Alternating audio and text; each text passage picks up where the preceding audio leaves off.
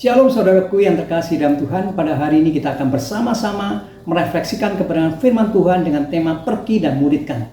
Teks firman Tuhan terdapat dalam Matius pasal 28 ayat 16 sampai dengan ayat yang ke-20. Tuhan memberikan perintah kepada kita.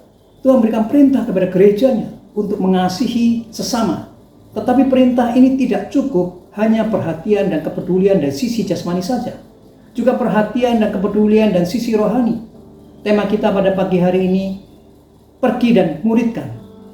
Ini perhatian dan kepedulian dari sisi rohani. Apa yang dikatakan oleh Tuhan? Kita akan belajar 3 poin yang dapat membantu kita memahami perkataan Tuhan itu. Yang pertama, semua otoritas diberikan kepada Tuhan Yesus. Tuhan Yesus berasal dari surga dan datang ke dalam dunia. Tuhan Yesus memiliki kuasa di surga dan di bumi. Kita bisa melihat di dalam Matius 7 ayat 9, Matius 9 ayat yang ke-6, bahwa Yesus memiliki segala otoritas dan memiliki misi untuk saudara. Artinya, di dalam bermisi, kita tidak bisa melakukannya sendiri. Kita sangat-sangat butuhkan Tuhan Yesus, karena otoritasnya ada di dalam dirinya, yang mengorbankan misi di dalam diri kita. Yang kedua, kita menjadikan murid di dalam ayat 19. Tuhan Yesus beri kita otoritas untuk pergi memuridkan. Di dalam ayat 19, kita bisa melihat di dalam Yohanes 20 ayat 21. Orang percaya harus keluar, tidak hanya di dalam atau di tempat saja. Gereja ada untuk pergi keluar. Kemudian kita dipanggil bukan berhenti mempertobatkan saja, mengajak orang-orang untuk ke gereja saja, mengajak orang-orang untuk mengisi bangku gedung gereja saja. Bukan hanya berhenti mengajak ke gereja, juga memuridkan mereka. Yang ketiga, kita sendiri adalah murid. Kita ini murid. Sebuah gereja yang penuh dengan murid-murid Yesus akan menjadi radikal dari dunia ini, yang penuh dengan dosa ini dan penyesatan ini. Mereka akan mengubah komunitas mereka.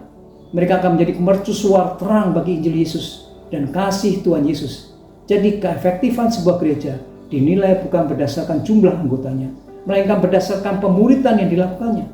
Kemudian kata-kata terakhir Tuhan Yesus berkata, "Aku menyertai kamu senantiasa sampai akhir zaman." Tuhan tidak akan meninggalkan kita, apalagi menjalankan misinya. Maka Tuhan Yesus menyertai saudara dan gerejanya. Sebagai kesimpulan, jadi frase pergi dan muridkan, kata pergi berarti pergi memberitakan Injilnya. Muridkan berarti mengajarkan orang percaya untuk memahami lebih dalam tentang firman-Nya, sampai orang percaya itu memuridkan yang lainnya. Ini yang disebut sebagai amanat agung. Ini adalah alasan utama keberadaan gereja Tuhan. Jadi pergi dan muridkan adalah amanat agung dari Tuhan kita Yesus Kristus sendiri.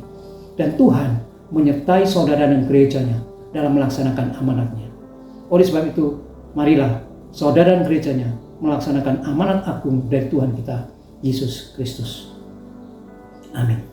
Tuhan Yesus berkati Bapak Ibu semua.